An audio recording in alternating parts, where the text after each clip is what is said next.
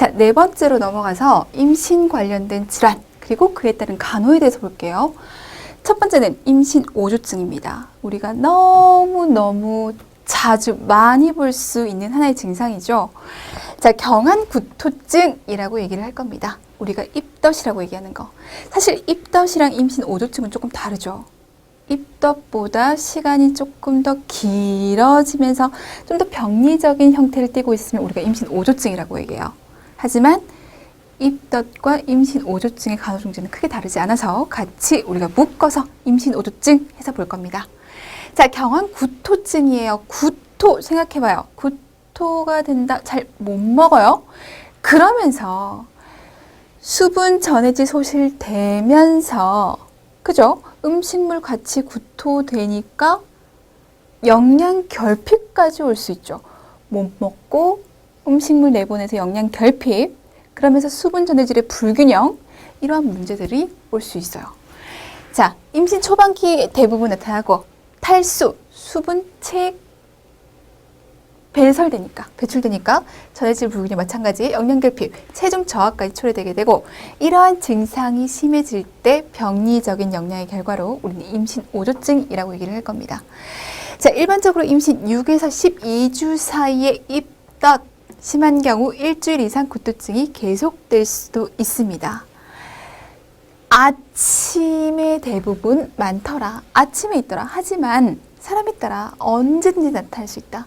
자, 계속적인 구토로 음식 섭취할 수 없기 때문에 탈수, 기아 상태가 되고 탈수로 인해서 당연히 체액에 배설이 있으니 소변량 감소될 거고요. 피부 당연히 건조해질 거고요. 탄력성 떨어질 거 아니에요. 입안 마르고 혀는 백태가 낄 겁니다. 아, 수분 소실로 인해서 이러한 증상들이 나타날 수 있어. 입 가장자리는 빨갛게 얼어있고 입술은 갈라지고 입에서는 과산증이 나타날 겁니다. 지금 산에 대한 얘기를 할 거예요.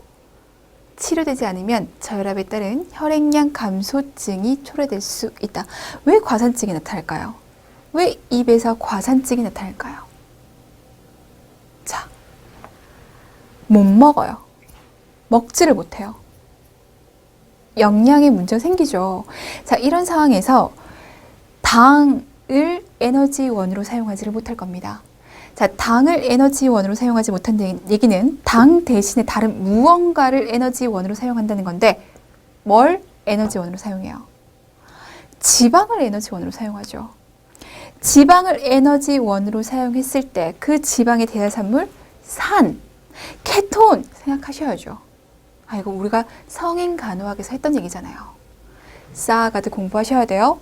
앞에 했던 그 내용들을 다 여러분들 걸로 만들어가면서 우리가 뒷공부도 같이 하셔야 돼요. 그래서 과산증 나타난다. 자, 몸에서 필요로 하는 열량을 공급하는 탄수화물이 부족해진다. 그러면 지방을 사용한다. 그럼 지방을 사용하고 그 남은 대사산물, 그 결과로 아세톤 그리고 디아세틱 액시드가 증가하게 된다. 아, 지방을 우리의 에너지원으로 사용했구나 예상해 볼 수 있는 결과들입니다.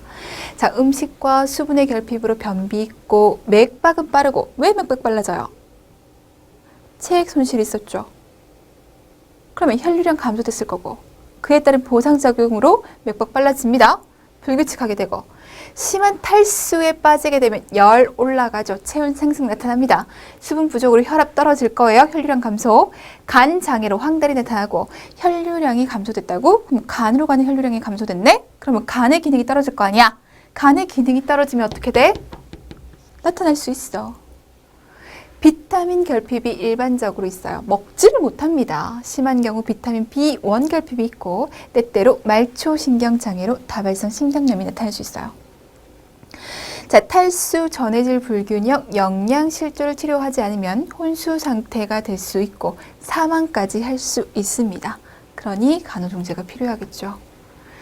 자, 체중 감소를 예방하고 수액 전해질 불균형을 교정하면서 산성증, 지방을 대사산물로 사용했기 때문에 지방의 대사산물로 나타나는 이 증상 알칼로시스를 치료하는 데 초점을 둬야 한다. 아니, 우리 몸이 지금 지방을 사용해서 산이라면서요. 근데 왜 또 알칼로시스예요? 생각해 볼 수 있겠죠. 산이라면서요. 근데 왜 알칼로시스냐고요? 뭐예요? 성인간호학 공부하셨으면 이거 대답하셔야 돼요. 구토를 계속합니다. 그러면 위액이 계속적으로 밖으로 나오죠. 위액은 뭐예요? 산의 물질입니다. 이 산의 물질이 비정상적으로 계속 배출되고 있습니다. 산의 소실이 일어나죠. 그로 인해서 대사성 알칼로시스가 나타나는 거예요. 얘도 나타날 수 있고 얘도 나타날 수 있어. 얘네가 나타나면 어쨌든 치료해야 돼. 자, 탈수를 위해서 많은 양의 수분 공급하는 게 중요하고요. 자, 기아 상태를 치료하기 위해서 포도당, 당 주는 것이 좋겠고, 그리고 비타민 B1의 부족이라고 얘기를 했어요. 그러면 티아민 주는 것이 좋겠죠? 피아로 투여합니다. 자, 먹는 게 너무 힘들어. 그러면 위관 영양, 완전 정맥 영양으로 우리가 영양 공급을 할 수도 있어요. 항구토제, 지금 구토가 너무 심해서 못 먹는 거니까 항구토제 사용도 할 수 있고요. 소량씩 자주 주는 것이 좋습니다. 자극 피하고 비타민 B6 주는 것이 좋고, 지속적인 체중 저하, 케토시스가 있으면 위관 영양, 완전 정맥 영양을 하고, 구토가 완화되면 칼륨, 비타민, 전해질 맞춰주면서, 그러면서 우리 비타민 투여해주자. 섭취량, 배설량 주의 깊게 관찰해야 되고, 자, 구토에 대한 간호중재, 영양에 대한 간호중재, 무조건 아유 들어가죠. 일반적으로 구토증이 멈출 때까지 구강 섭취를 억제하는 게 좋습니다. 자, 마른 크래커 도움이 된다는 얘기 우리가 많이 합니다. 미음, 마른 음식 잘 적응한다면 점차적으로 유동식과 정상식. 자, 증상이 호전되면 크래커나 토스트 등의 적은 음식을 물과 함께 시간마다 제공하는 것. 위를 비워두는 것이 좋지 않다라고 얘기를 해요. 그래서 이런 크래커랑 물을 자주 조금씩 먹는 것이 중요합니다. 자, 두 번째는 당뇨병입니다. 자, 성인 간호학에서 당뇨도 A급, 여성 간호학에서 당뇨도 A급 잡아주셔야 돼요. 너무너무 중요한 얘기들이에요. 당뇨 A급입니다. 자, 당뇨다. 임신으로 인해서 많은 호르몬들의 변화가 생겨나죠. 이 많은 호르몬들의 변화로 인해서 정상이었던 인부가 당뇨가 될 수도 있죠. 그런데 이 당뇨가 인부만의 문제가 아니라 태아에게까지 영향을 미쳐요. 굉장히 중요한 문제가 된다고요. 당뇨 얘기를 한번 해보도록 할게요. 자, 임신이 당뇨에 미치는 영향이다. 임신은 생리적으로 인부의 내분비 활동을 촉진시킨다. 임신으로 하여금 인부의 호르몬을 촉진시킨다. 이렇게 얘기할 수 있죠. 호르몬의 활동을 촉진시킨다. 췌장의 랑게르한스 섬의 세포에서도 인슐린 분비가 증가된다. 자, 임신으로 인해서 인슐린 분비가 증가돼. 정상적으로 임신으로 인해서 인슐린 분비가 증가돼요. 자, 그런데 인부의 태반에서 분비되는 에스트로겐, 프로게스테론, 코티졸, 태반, 락토젠, 우리 이것을 태반 호르몬이라고 얘기하죠. 임신으로 인해서 태반이 형성되고, 태반이 형성되면 이 태반으로부터 호르몬이 나오는데, 이 호르몬이 인슐린의 길항작용을 합니다. 인슐린에 저항하는 역할을 한다고요. 생각하셔야 돼요. 자, 임신으로 하여금 정상적으로 인슐린이 증가돼. 그런데 태반 호르몬이 나와서 이 인슐린이 제대로 된 기능을 하지 못하게 막아. 인슐린의 저항을 가지고 있어. 얘는 올라가는데, 얘는 올라가는데, 얘는 저항을 가지고 있어. 그래서 평형을 유지할 수 있게끔 해요. 이거 먼저 포인트 잡고 가셔야 돼요. 정상적으로 인슐린은 올라가. 그런데 태반 호르몬의 영향으로 인슐린의 저항성이 생겨 인슐린은 평형을 이루게 돼. 계속 갈게요. 자, 부신피질에서 글루코콜티코이드 나오고 뇌하수체 전엽에서 성장 호르몬이 분비가 돼. 자, 글루코콜티코이드, 성장 호르몬, 우리가 얘에 대한 얘기를 했습니다. 얘 뭐 하는 애예요? 각각의 역할은 있죠. 근데 이 인슐린과 당뇨와 관련지어서 생각을 한다면 이 글루코콜티코이드와 성장 호르몬은 당을 만들어내죠. 내분비 활동을 촉진시켜 글루코콜티코이드, 성장 호르몬의 분비를 촉진시켜 얘네 분비의 촉진으로 인해서 당이 많아졌어. 당이 많아졌다고? 아, 인부는 고혈당 됐겠네. 당이 높아졌겠네. 됐습니까? 여기까지 따라오셨어요? 인부의 체내에서는 2배에서 3배의 인슐린이 요구되고 이 요구를 인부가 감당하지 못하면 당뇨병이 생기게 된다. 자, 당뇨병이라고 하는 게 뭐예요? 소변에 당이 섞여 나오는 걸 얘기해. 그럼 소변에 당이 왜 섞여 나와? 이 혈액 속에 당이 정상 기준치보다 많아졌을 때 해결하지 못했던 이 당이 소변과 함께 밖으로 배설되는 거잖아요. 이게 당뇨병이잖아요. 이 당을 해결할 수 있는 것은 인슐린. 그래서 이 인슐린이 제대로 분비되지 않거나 인슐린 기능이 제대로 이루어지지 않았을 때 당뇨가 생겨나. 이렇게 얘기를 한다고요. 자, 보세요. 인슐린의 분비가 증가되기는 해. 근데 태반 호르몬 때문에 기량작용이 생겨서 평형을 이루고 있어. 그럼 얘가 올라간 건 별로 의미가 없죠. 근데 그런 상황에서 이 글루코콜티코이드와 성장 호르몬 때문에 혈당은 높아졌어. 그러면 당뇨에 걸릴 가능성이 커지는 거죠. 원래 당뇨가 없던 사람이 임신으로 하여금 당뇨가 될 가능성이 높아진다고요. 이해되셨습니까? 평형을 이루고 있는 상황에서 당을 많이 만들어내고 있는 상황이야. 고혈당이 된 상황이야. 그래서 인슐린의 요구량은 늘어나. 근데 이 늘어난 요구만큼 채워지지 못한다면 뭐가 생겨? 당뇨가 생겨. 이렇게 우리가 정리해 볼 수가 있죠.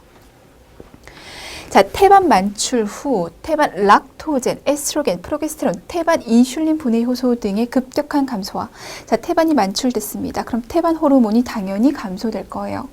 그러면 이 태반 호르몬이 감소하게 되면 인슐린의 기량작용을 하는 이 역할도 감소되겠죠. 이 태반 호르몬의 감소, 진통시 근육의 지나친 피로, 당을 소모한다는 얘기, 당 섭취의 부족, 그럼 인슐린 요구량이 어떻게 돼요? 기량작용을 하는 인슐린의 역할을 방해하는 애들이 없어지고 당을 소모하기도 하고 당을 먹지도 않아. 그럼 인슐린의 요구량은 어떻게 됩니까? 급격하게 감소되게 돼요. 그러므로 분만 후에 올 수 있는 저혈당증을 예방해야 된다. 인슐린 투여를 중지하거나 투여량을 감소해야 된다. 요 얘기보다 중요한 것은 요 얘기인 거죠. 저혈당을 예방해야 된다. 저혈당 예방하려면 인슐린 맞고 있는 산모라면 당연히 인슐린을 줄여줘야 되죠. 그러니까 이건 당연한 얘기고요. 어떤 기전으로 우리가 생각해야 되는지 여기서 잘 얘기하고 있어요. 이것부터 일단 이해하셔야 돼요. 자, 임신 각기와 당뇨병의 관계 무조건 기억하셔야 됩니다. 자, 임신 1기, 2기, 3기 분만 후. 자, 임신 1기예요. 이제 막 수정란이 만들어져서 배아가 만들어지면서 자, 뇌하수체 전엽 호르몬의 억제로 인한 감소. 자, 뇌하수체 전엽 FSH, LH 분비가 감소된다. 왜 감소되게요? 당연한 거 아니에요? 수정란이 만들어지면서 황체가 계획적으로 형성되어 있고 이 황체에서 뭐가 나와요? 에스트로겐, 프로게스테론이 나와요. 에스트로겐, 프로게스테론의 수치가 높아져 있으면 당연히 뇌하수체 전엽 호르몬은 감소되죠. 아니, 대먹이 기전이 있잖아요. 얘가 증가돼 있으니까 얘가 감소됐어. 배아가 발달해. 배아가 발달한다는 얘기는 계속 세포 분열이 일어난다는 얘기예요. 세포 분열이 일어난다는 얘기는 뭔가 계속적인 일을 한다는 얘기. 근데 뭘 필요로 해요? 당을 필요로 해요. 당을 소모하고 있어요. 인부의 칼로리 섭취 이때 입덧하면서 잘 못 먹어요. 당 섭취 감소돼요. FSH, LH가 감소하게 되고 배아는 성장하게 되고 인부는 칼로리 섭취를 감소하게 되고 그러면 혈당 수준이 떨어질 가능성이 커진다. 잘 못 먹는 상황에서 당을 소모하잖아요. 떨어져. 혈당 과소증이 돼. 당이 없는데 우리는 에너지원이 필요해. 그래서 지방을 에너지원으로 사용했어. 기아, 케토시스, 케토네미아가 될 수가 있다. 임신 2기로 넘어갈게요. 자, 임신 2기. 우리가 임신이 되면서부터 인슐린이 점차적으로 많아질 거예요. 태반 호르몬의 항인슐린 성질 때문에 증가한다. 자, 임신으로 인해서 인슐린 수치가 증가하긴 하지만 태반 호르몬의 항인슐린 작용으로 인해서 이 인슐린이 제대로 된 기능을 하지 못하게 되고 글루코콜티코이드 그리고 성장 호르몬에 의해서 당이 계속적으로 만들어지니 우리는 인슐린의 요구량이 점차적으로 높아질 수밖에 없어. 혈당 과다증 생겨난다고 얘기했습니다. 케토네미아, 아미노애시드를 초래할 수 있다. 혈당 과다증, 당은 많이 만들어냈는데 이 당을 제대로 사용할 수 있게끔 하는 인슐린이 부족해. 그래서 지방 소모한 거예요. 그래서 얘네가 나타났어요. 그럼 이 지방 소모하지 않고 당을 제대로 사용하려면 인슐린의 요구량은 증가할 수밖에 없는 거죠. 3기, 태반 호르몬은 계속적으로 증가할 겁니다. 인슐린 요구량이 현저하게 증가될 수밖에 없습니다. 마찬가지죠. 자, 분만 시 어려움, 많은 근육을 사용할 거예요. 신진대사 굉장히 활발해질 겁니다. 그러면 당 많이 사용할 거예요. 당을 이렇게 많이 사용하는데 그러면 인슐린의 요구량은 감소될 수밖에. 기아 케토시스로 혈당 가소증, 에시데미아 나타날 수도 있습니다. 분만 후 태반이 만출됐잖아요. 태반이 만출됨으로 인해서 태반 호르몬이 감소되게 되고 태반 호르몬이 감소되면 인슐린에 기항하는 것이 없어지니 굳이 인슐린이 많이 필요할 건 없죠. 많이 필요하진 않는다고요. 그래서 요구량은 현저하게 감소합니다. 자, 임신의 기간에 따라서 임신 중 인슐린 요구량이 어떻게 변화되는지를 그래프를 통해서 볼 겁니다. 자, 임신 1기부터 한번 볼게요. 임신 1기를 좀 봤더니 인슐린에 대한 요구량이 떨어지는 것이 보이죠. 왜 떨어질까 생각해 보자고요. 임신 1기 아직 태반 형성이 완벽하게 되지 않았습니다. 자, 태반 형성이 완벽하게 되지 않았다는 얘기는 아직 태반 호르몬이 나오지 않는다는 얘기. 일정 부분 나오겠지만 그렇게 눈에 띄게 나오지 않는다고 생각하시면 쉬워져요. 어쨌든 자, 태반이 완벽하게 형성되지 않았어. 자, 그러면서 아까 뭐라고 얘기했냐면 임신으로 인해서 인슐린의 수치가 높아져 이렇게 얘기를 했어요. 자, 임신으로 인해서 프로게스테론, 에스트로겐 수치는 높아져 있고요. 이 프로게스테론, 에스트로겐이 췌장세포를 자극해서 인슐린의 분비를 증가시킬 겁니다. 자, 인슐린의 분비량이 증가되어 있고 임신 1기의 엄마는 잘 먹지를 못해. 그러면서 배아는 성장 발달을 해. 그러면서 당을 소모해. 지금 먹은 것도 없는데 당을 소모하고 있는데 인슐린의 분비는 많아졌어. 그러니 요구량은 떨어질 수밖에요. 그러다가 자, 임신 18에서 20주 정도 되면요. 인슐린의 요구량이 급격하게 늘어납니다. 그 말 뜻은 이때부터 태반 호르몬이 적극적으로 관여한다는 얘기예요. 태반 호르몬. 태반 호르몬은 인슐린에 기량작용을 한다. 자, 그러면서 글루코콜티코이드 성장 호르몬이 나오면서 당을 막 만들어낼 거예요. 글루코스를 만들어낼 겁니다. 그러면서 글리코겐 형태로 엄마 몸에 당이 저장되는 것도 막을 거예요. 자, 엄마가 음식을 먹었어요. 그럼 이 당을 저장해서 혈당 수치를 떨어뜨려야 되는데 그걸 막을 거예요. 당이 저장되지 않게끔 하면서 계속적으로 당을 만들어내면서 태반 호르몬은 인슐린의 기량작용을 해. 당 저장 안 하면서 당 만들어내면서 인슐린의 기량작용을 해 엄마 몸은 고혈당일 겁니다. 인슐린의 요구량이 계속적으로 높아질 거예요. 2기, 3기에 급격하게 높아집니다. 자, 근데요, 요거 한번 생각해 보죠. 왜 엄마 몸에 당을 저장하는 것을 막고 글리코겐 형태로 당이 저장되는 것을 막고 글루코스 형태로 왜 당을 만들어낼까요? 왜 엄마 몸의 당 저장을 막고 혈액 속에 당을 많이 만들어낼까? 이 당을 누가 사용할 수 있게 하기 위해서, 태아가 사용할 수 있게 하기 위해서, 태아에게 이 당을 전달해 줌으로 인해서, 에너지원을 전달해 줌으로 인해서 태아가 잘 성장할 수 있도록 해주는 겁니다. 요거까지 챙겨갈게요. 자, 그러면서 분만했다고요. 자, 분만할 때 엄마들 잘 못 먹죠. 그러면서 태반 호르몬 없어지죠. 태반이 만출되니까. 이렇게 되면 더 이상 기량작용하는 인슐린에 저항하는 것이 없어지니 요구량은 뚝 떨어집니다. 그러면서 점차적으로 원래 상태로 돌아오게 되는데 비수유 산모와 산모 사이의 차이가 보이죠. 왜? 수유 산모는 그만큼 당을 많이 소모하기 때문이에요. 많은 에너지가 필요해서 많은 당을 소모하기 때문에 당을 많이 소모하는 것만큼 인슐린의 요구량이 많지 않겠죠. 그러다가 평형을 맞출 겁니다. 수유를 중단하게 되면 평형을 맞출 거예요. 원래의 상태로 돌아가게 될 거예요.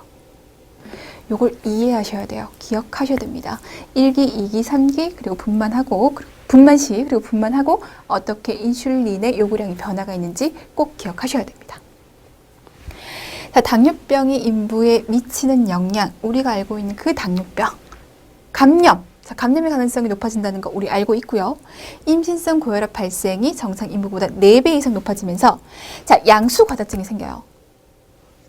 당뇨로 인해서 양수과다증이 생길 가능성이 커지고 양수가 정상보다 많아진다는 것은 그만큼 자궁이 커진다는 얘기예요. 자궁이 커지면 횡격막, 위장관 압박할 거고 그러면 불편감 생기고 그러면서 정맥 막아서 정맥류 생겨날 수 있고요. 인부의 혈당 과다, 태아에게 증가된 인슐린의 복합작용으로 자, 인부에게서 혈당이 올라가 있다고 얘기를 했죠. 고혈당 상태란 말이에요. 근데 이 혈액이 태아에게 전달되잖아요. 그러면 태아 몸에서도 인슐린이 분비되기 시작합니다. 인부의 혈당 과다, 태아에게서 인슐린이 증가됐어. 그로 인해 태아에게서 심한 성장이 나타날 수 있어요. 이것을 거구증이라고 얘기를 할 겁니다. 엄마 몸에 당이 많아. 태아의 인슐린도 늘어나 있어. 그럼 이 당을 다 끄집고 가서 자기 몸에 다 저장하면서 성장할 거 아니에요. 그러면서 거구증이 된다고요. 이거 기억하셔야 돼요. 거구증이 발생한다면 거구증 왜 발생하는지 서술해 볼래? 기출된 바 있거든요. 기억하셔야 돼요. 자, 이 경우 난산으로 거구증, 애가 커요. 애가 크면 출산하기 쉽다, 어렵다. 어렵다. 난산될 가능성이 있다. 산도 손상 당연히 받겠죠. 제왕절개의 빈도가 증가하게 됩니다. 자, 케톤산증. 우리 당뇨병을 공부했다면 이 케톤산증이 왜 나타나는지 우리는 알 수 있어요. 자, 케톤산증은 인부와 태아의 생명을 위협하는 합병증이 나타날 수 있다. 심한 과혈당으로, 과혈당, 케톤요, 신장으로 여러 기관에 장애를 가져오게 된다. 자, 분만 전에 태반 순환 감소와 저산소증으로 인한 태아 사망률은 50에서 80% 이를 수 있다. 그리고 산후출혈의 빈도도 증가할 수 있습니다. 거구증 꼭 기억을 해두세요. 자, 당뇨병이 태아와 신생아에게 미치는 영향, 거부증 얘기를 했습니다. 너무 중요하다고 얘기를 했어요. 임신 중반기 이후 인부의 췌장이 조직에서 필요로 하는 인슐린을 충분히 방출하지 못할 때 고혈당이 나타날 수 있다. 임신의 요구량이 높아졌으면 그에 따라 임신으로 인해서 인슐린의 요구량이 높아졌으면 그걸 해결할 수 있게 인슐린이 방출되어야 하는데 그러지를 못했어. 고혈당이 계속적으로 유지되고 있어. 혈당이 높아. 태아의 췌장에서도 뭘 방출해? 인슐린 방출해. 인슐린 방출의 요구가 높아집니다. 자, 그래서 거구증, 성장이 많이 돼서 거구증이 나타나는데 신생아의 특징은 얼굴 둥글고 토실하고 쿠싱 증후군 환자고 우리가 또 성인 간호학 얘기를 안 할 수가 없네요. 자, 쿠싱 증후군 환자의 특징 중에서 우리가 만월형 얼굴, 달덩이 얼굴이라고 표현하죠. 그 얼굴이 여기서도 보인다는 거예요. 다혈질형 거구증 신생아는 간, 비장, 내장, 심장, 비대 등이 있고 피하 지방층이 많고 태반과 제대는 평균보다 크고 뇌 증대는 없습니다. 이것을 거구증이라고 얘기를 할 거예요. 엄마의 고혈당에 대해서 이것을 해결해 주지 못했어. 엄마의 췌장에서의 인슐린 분비가 이걸 해결해 주지 못했어. 그래서 태아의 인슐린이 증가되게 되고 그로 인해서 생겨났어. 자, 저혈당증과 저칼슘 혈증. 태반이 만출했습니다. 그러면 태반 호르몬 분비 안 된다고 얘기했죠. 태반 호르몬 분비 안 되면 기량하는 작용도 없어질 거고 신생아는 모체로부터 혈당 공급이 갑자기 중단돼. 태아가 만출됐고 태반이 만출됐잖아요. 그럼 엄마와 태아 사이의 연결고리는 끊겼어요. 그죠? 고혈당의 엄마의 혈액을 태아가 받지 못한다고요. 혈당이 엄마의 혈액을 못 받는 상황에서 지금 신생아 몸에는 인슐린이 정상치보다 많이 분비되어 있을 거라고요. 엄마 뱃속에 있을 때 그랬으니까. 인슐린 분비가 많이 되어 있는 상황에서 엄마의 혈액을 받지 못했어?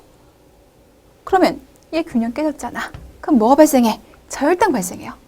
저혈당 증상이 나타날 수 있고 이로 인해서 뇌 손상 나타날 수 있습니다.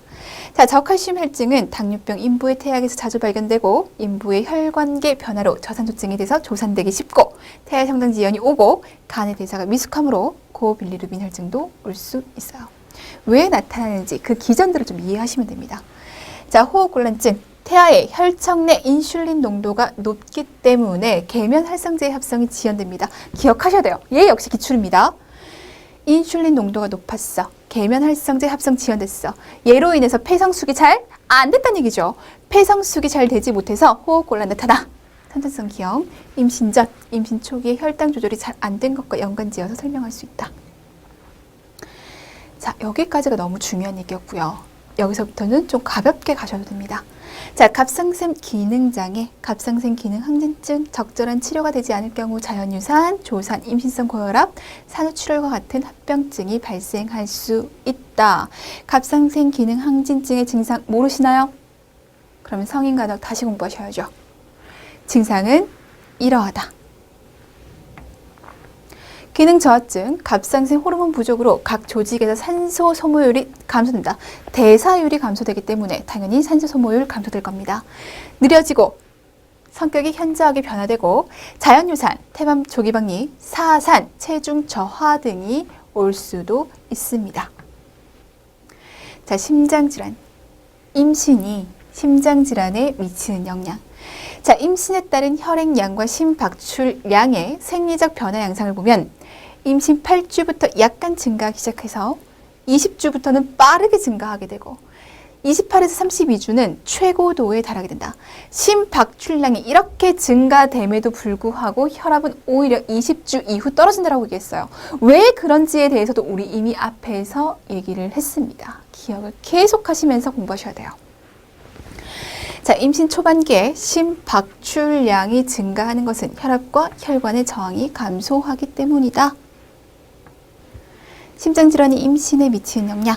자, 혈액량 증가로 인한 우렬성 신부전이 나타날 수 있다. 혈액량이 증가된다라고 얘기했죠.